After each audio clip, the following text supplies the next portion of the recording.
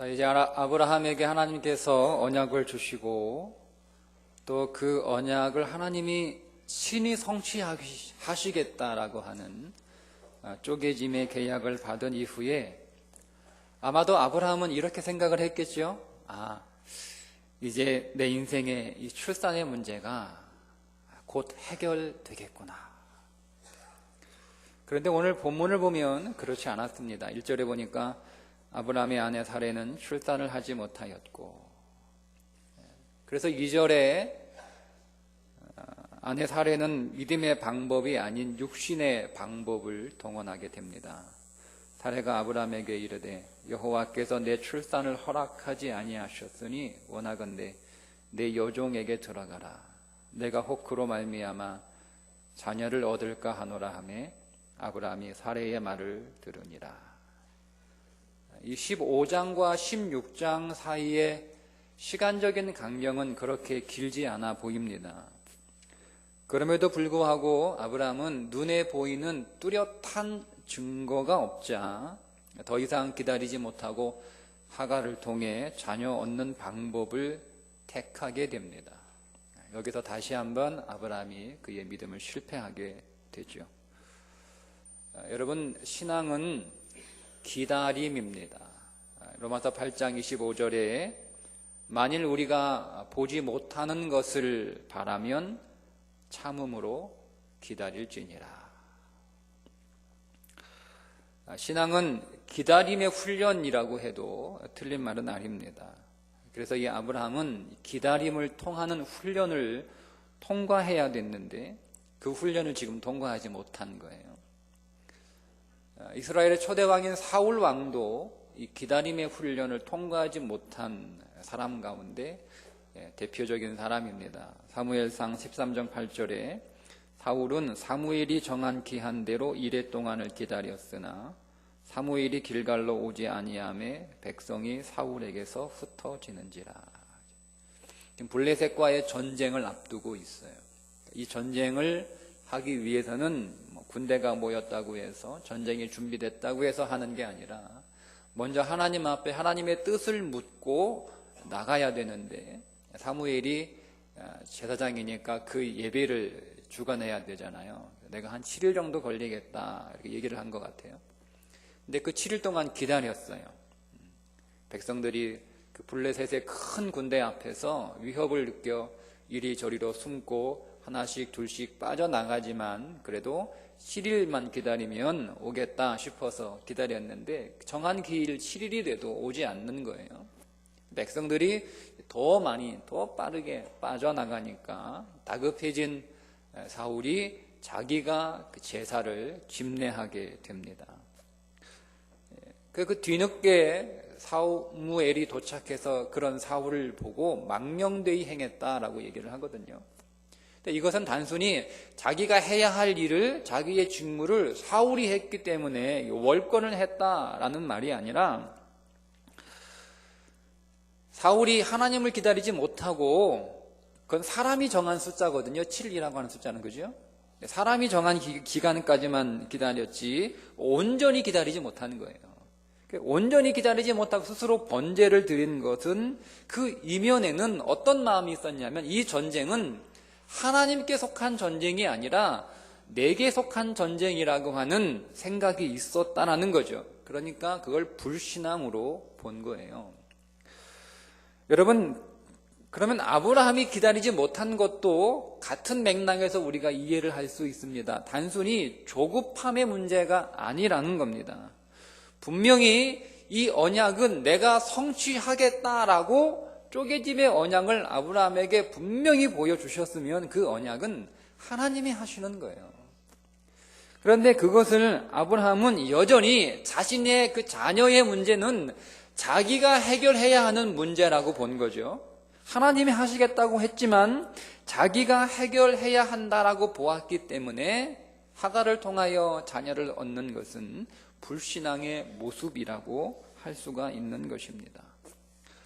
왜 신앙에 있어서 기다림이 중요한가 하면 단순히 기다리는 게 목적이 아니고요. 기다리면서 자기의 힘을 빼는 겁니다. 자기의 힘을 다 빼야 그 기다림의 훈련이 끝나는 거예요. 그 언제까지 기다려야 되느냐? 그 시간은 없어요. 언제까지? 자기의 힘이 다 빠질 때까지 기다려야 되는 거예요. 하나님이 오늘 우리에게 원하시는 게 뭘까요?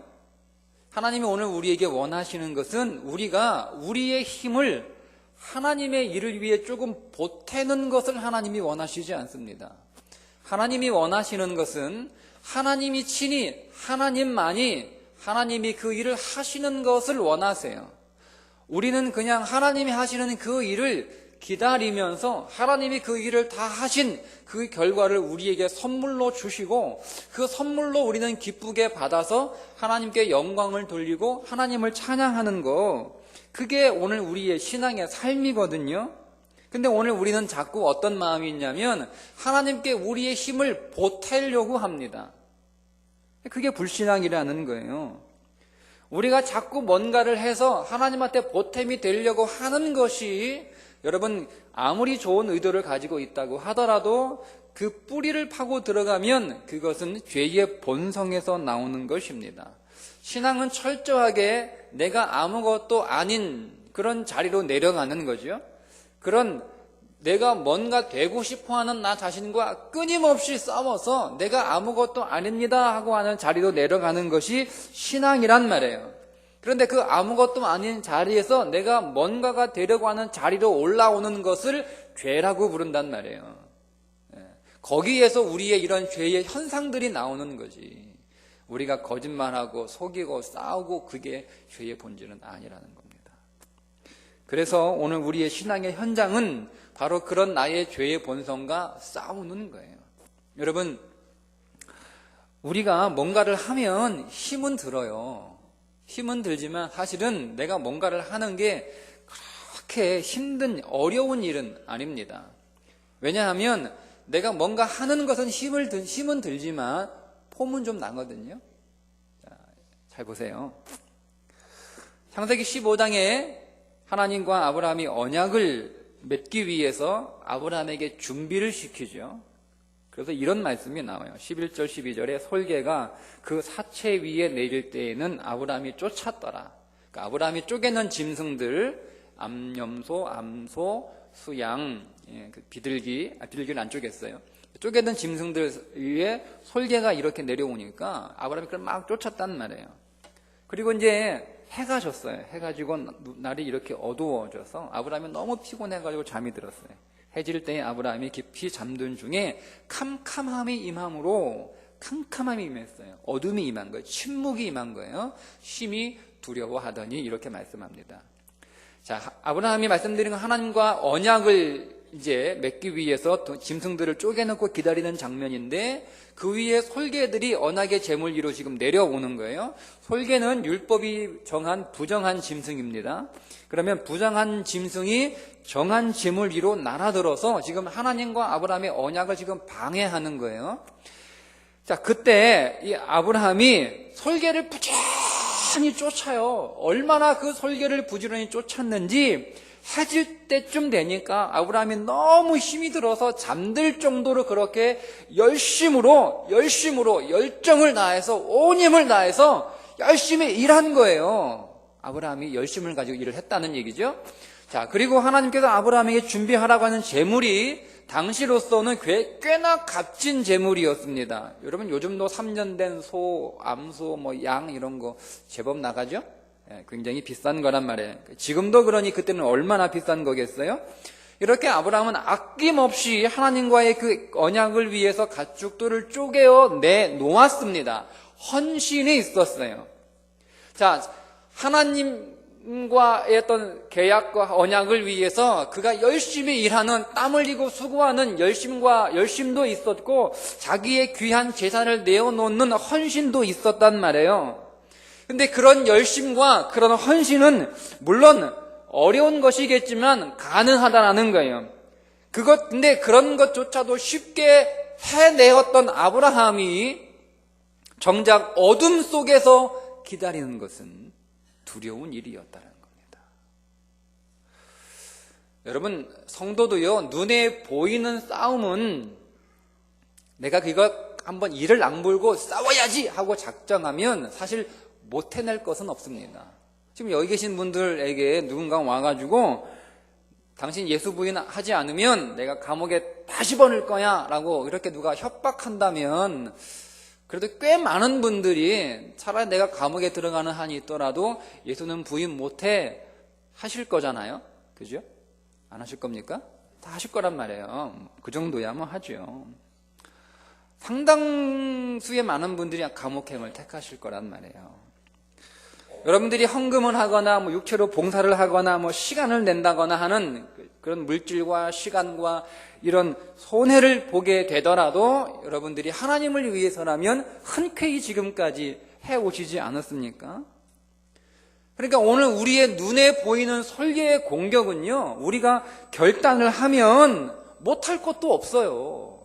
해낸단 말이에요. 그런데 내가 예수님을 믿었음에도 불구하고 열심으로 하나님 앞에 충성하고 그렇게 섬기고 헌신했는데도 불구하고 하나님이 눈에 보이는 이 세상 것으로 나에게 보답해 주시지 않고 그런 보상이 없을 때 하나님이 아예 나에 관하여 전혀 관심을 갖고 있는 것이 아닐까라고 그렇게 하나님이 침묵하고 계실 때 보이지 않는 설계의 모습으로 오늘 우리에게 공격해 올 때에는 우리는 그런 마귀의 속임에는요 쉽게 넘어간다는 거예요. 여러분, 그때 오늘 우리는 묵묵히 하나님의 때를 기다리며 그렇게 인내하는 것, 그것이 복이라는 거예요. 그런데 아브라함이 지금 한 게 뭐죠? 아브라함은 기다려야 했습니다. 자기의 힘이 더 빠져야 돼야 했거든요. 아직 힘이 남아 있었어요. 아브라함은 기다리면서 하나님이 그 언약을 성취하시기를 그렇게 바라봐야 되는데 자기 인생에 찾아온 그 어둠을 자기가 스스로 자기의 발전을 이루어서 비추려고 했다는 거예요. 그게 하갈을 취한 것의 의미입니다. 아직 힘이 남아 있었던 거죠. 우리가 이 땅에서 우리의 힘과 우리의 지혜로 진정한 행복에 도달할 수 있다라고 생각하는 한 하나님은 오늘 우리의 인생 안에서 역사할 수 없습니다. 우리가 정말 우리의 힘을 다 빼지 않고는 하나님이 정하신 그 하나님 나라에 들어갈 수가 없다는 거예요. 그런 의미에서 성도는 하나님이 아무것도 말씀하지 않으시는 것처럼 보이는 그 침묵 속으로 수시로 던져지는 것이 아주 당연한 일입니다. 왜냐하면 우리가 그런 속에 던져짐으로 인하여 무엇을 우리의 힘을 하나님이 빼시는 거예요. 우리가 그 안에서 그래서 우리가 그 안에서 무엇을 경험하게 되냐면 정말 세상에서 오늘 우리가 추구하는 것들이 얼마나 헛된 것인지를 깨닫는 거죠. 그리고 그 세상에서 우리가 할 수 있는 것이 아무것도 없다라는 것, 세상에는 소망이 없는 불가능한 곳일 뿐만 아니라 오늘 그 세상에서 내가 할 수 있는 것이 아무것도 없다라는 것, 그리고 그 세상이 얼마나 허망하고 어두운 곳인지를 뼈저리게 경험하고 느끼고 깨닫는 것. 그래서 비로소 세상이 십자가에 못 박히는 거예요. 뿐만 아니라 나도 십자가에 못 박히는 거예요. 그렇게 세상과 내가 십자가에서 못 박힘으로 나의 모든 욕망이 십자가에서 죽음으로 하나님의 나라와 하나님의 의를 소망하게 되는 때까지 하나님이 오늘 우리를 인도하셔야 되기 때문에, 그러니까 우리가 완전히 힘을 빼야 하나님의 나라를 진정으로 바라볼 수 있다니까요. 하나님 우리가 그거를 원하시는 거예요. 그런데 어때요, 여러분? 신앙생활을 해보니까 자꾸요 우리 주위에서 그런 사라의 속삭임들이 있어요. 사라의 속삭임들이 있단 말이에요. 야, 어떻게 눈에 보이지 않는 예수님만 만족할 수 있어? 어디 가면 막 신비한 은혜를 체험한다고 하더라. 우리 거기 한번 가자. 은혜 한번 체험해보자. 때로는 긍정적인 사고방식을 가지라고 그래요. 하면 된다. 하면 된다. 그런 긍정적인 사고방식이 오늘 우리를 행복으로 데려다 줄 거야. 하면 돼. 아시죠? 여러분, 기독교는요, 해도 안 된다가 기독교예요. 잘 기억하세요. 하면 됩니까? 정말 돼요? 해도 안 된다가 기독교예요. 여러분, 속지 마세요. 해서 다 되면 하나님이 뭐가 필요 있어요? 해도 안 되기 때문에 우리가 하나님이 필요한 거예요.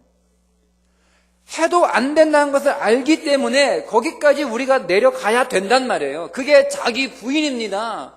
내가 하면 다 되는데 어떻게 자기 부인이 있어요?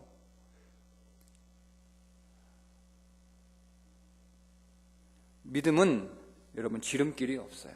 신앙은 기다리는 거예요. 누가 얼마나 더 잘 기다려내느냐, 거기에 신앙의 경중이 있는 거예요. 지름길로 생각하는 내 모든 생각들은 다 하갈을 내게 안겨주는 거하고 똑같은 거예요. 성경이 말하지 않는 모든 신앙의 방법들은 다 하갈입니다. 그 하갈에게서 서자인 이스마엘이 태어나는 거예요. 여러분, 우리도 그런 경험이 많지 않습니까? 내 생각에는 이게 참 좋은 것 같아. 내가 보기에는 이것이 나에게 행복을 가져다 줄 것처럼 그렇게 해서 이스마엘을 낳았는데, 그 이스마엘 때문에 우리가 얼마나 많은 고통을 당합니까? 그런 일들이 우리 나이에 많단 말이에요. 그 아브라함하고 사레가 13년을 돌아갑니다. 13년을 돌아가요. 조금만 더 기다리면 되는데 13년을 돌아가요. 오늘 본문에 우리가 읽지 않았지만 4절에 보면 아브라함하고 사라가 하나님의 응답을 기다리지 못하고 편법을 사용하잖아요. 그 하갈을 통해서 어떻게 해요? 이 하갈이 금방 잉태를 하는 거예요. 그러면 어떤 생각이 들었을까요?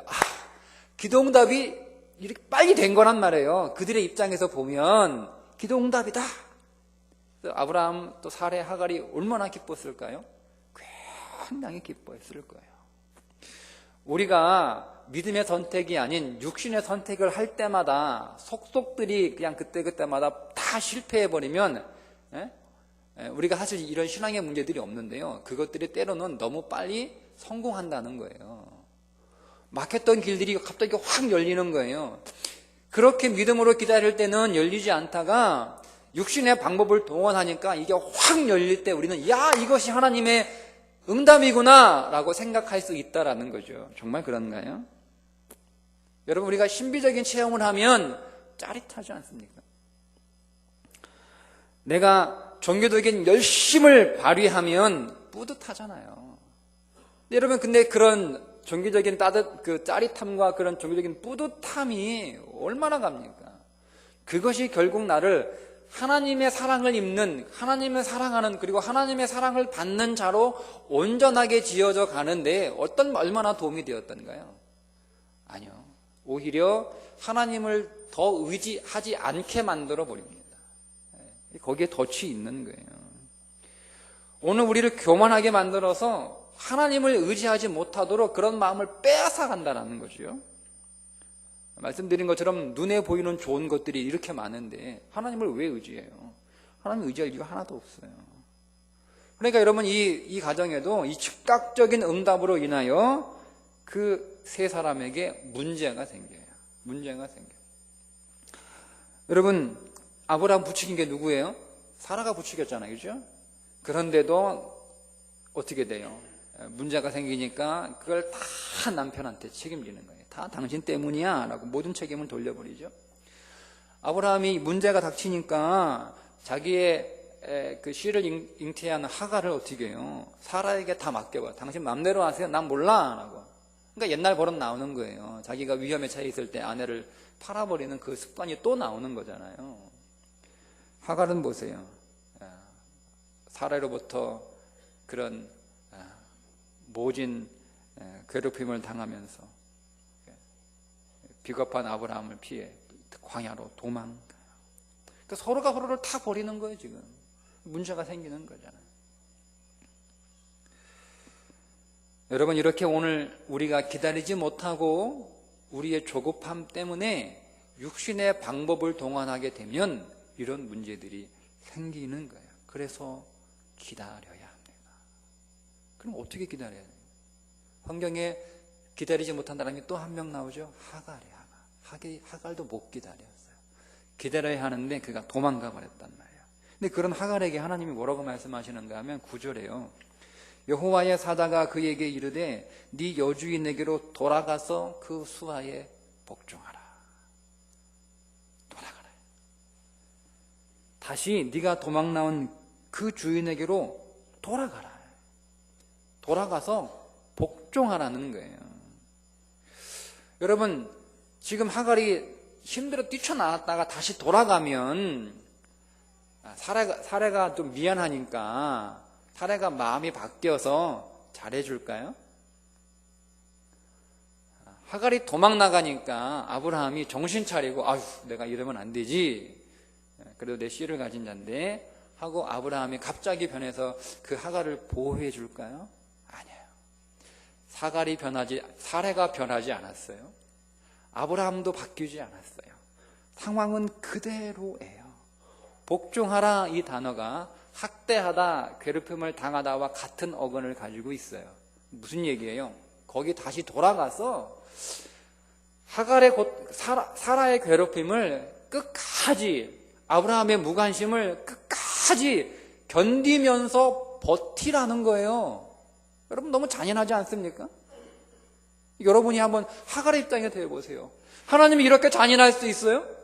하나님의 내 심정을 아세요? 버티라니요, 견디라니요, 지금까지 버텼는데 지금까지 근데 또 하라고요? 이렇게 여러분 하지 않을까요? 언뜻 보면 너무 혹독하고 너무 모진 말씀이에요. 근데 여러분 우리가 한 가지 중요하게 알아야 할 것이 하나 있는데요, 기독교 신앙에서 중요한 게 있습니다. 그게 위치입니다. 위치. 어디에 있느냐.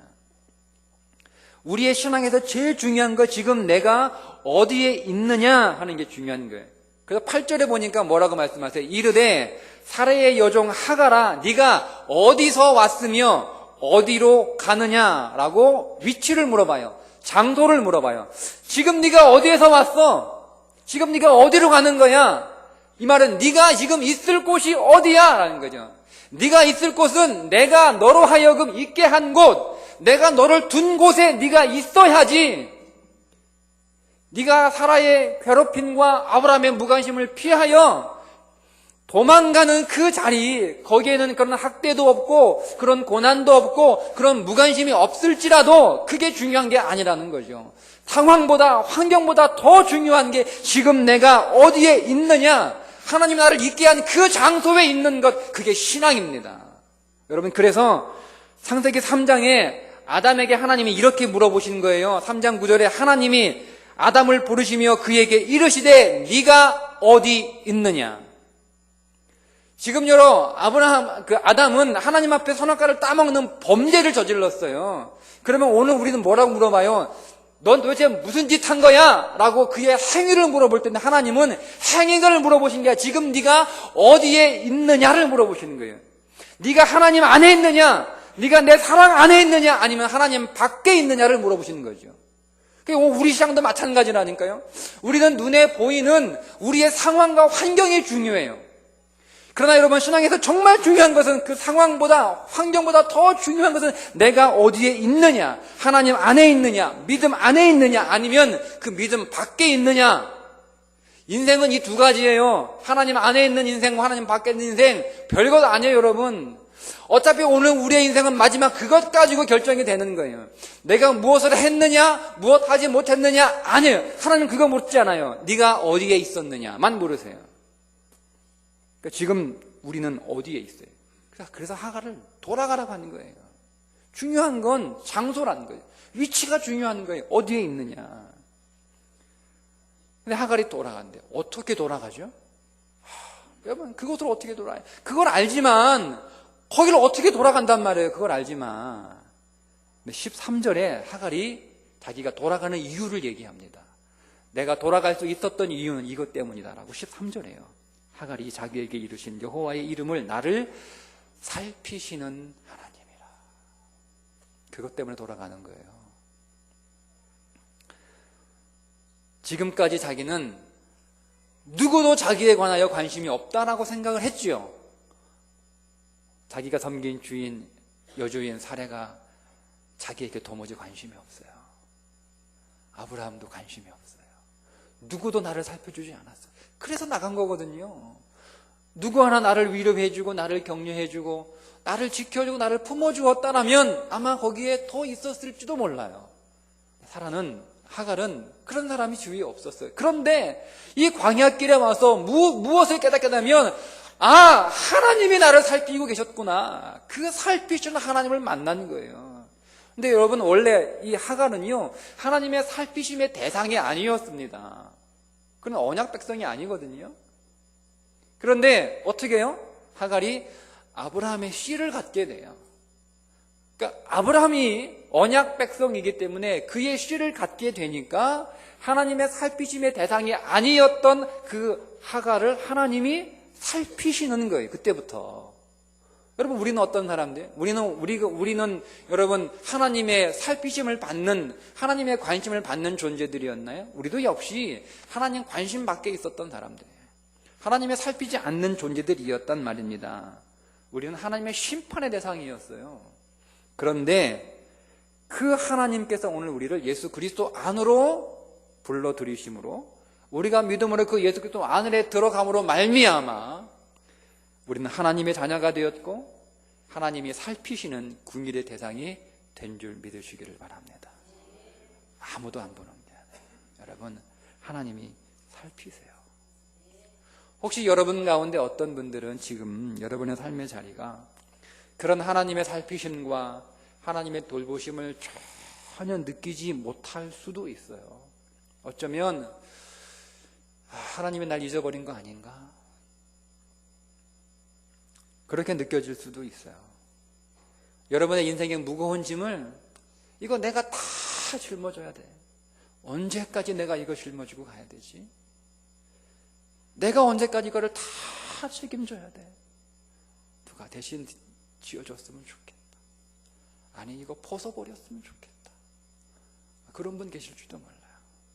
그래서 여러분, 도망가셨나요? 다시 돌아가세요.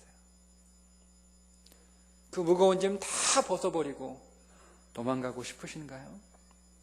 아니요. 견디세요. 여러분, 버티세요. 언제까지? 여러분들의 힘이 다 빠질 때까지. 여러분들의 힘이 다 빠질 때.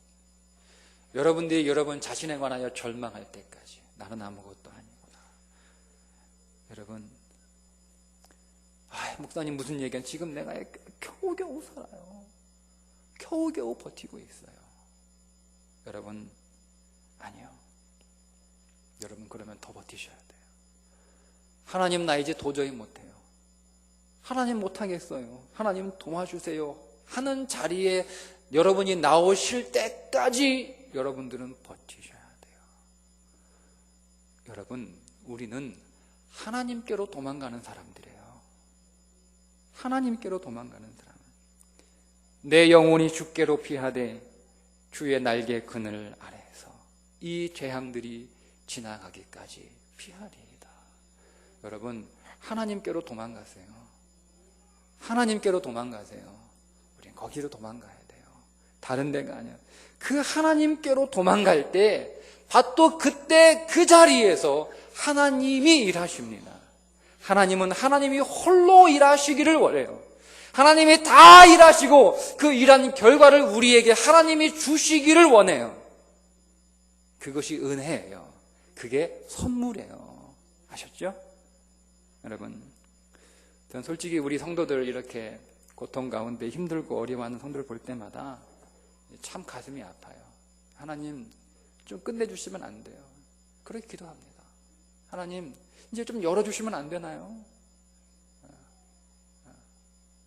근데요, 그런 마음이 들어요. 하나님이 오늘 우리에게 그것들이 끝나고 그것들이 열리는 것보다 더 좋은 거, 그게 뭘까? 그거는요, 우리가 하나님께 붙들리는 거예요. 여러분, 내가 힘이 있는 한 우리는 하나님께 붙들릴 수 없어요. 하나님 그래서 내 힘을 빼시는 거예요. 하나님이 오늘 우리 인생을 온전하게 붙들 때 거기에 하늘의 복이 임하는 거예요. 우리가 그거 바라보는 거예요. 여러분, 우리가 그거 바라보면서 비록 오늘 우리가 인생의 고단한 가운데 있지만 내 힘이 다 빠질 때까지, 내 자아가 완전히 부인되고 죽을 때까지 여러분 견디면서 버티면서 여러분 끝까지 승리할 수 있기를 주님의 이름으로 축복합니다. 기도하겠습니다. 하나님 아버지, 우리가 하나님을 온전히 의지하고 내 안에서 하나님만이 온전히 일하시기를 원합니다. 아직 내 안에 힘이 있어서 나를 부인하지 못하고 내가 내 힘으로 하려고 했던 모든 시도들 하나님 절망하게 하시고 이제 우리가 은혜의 하나님을 바라보는 믿음의 자리로 나가게 하여 주시옵소서. 하나님, 도망가고 싶은 내 삶의 모든 현실, 세상이 아닌 하나님께로 도망가는 자들이 되게 하여 주시옵소서. 주께로 피하는 자들이 되게 하여 주시옵소서. 주의 날개 그늘 아래 머무는 자들이 되게 하여 주시옵소서. 예수님의 이름으로 기도드리옵나이다. 아멘.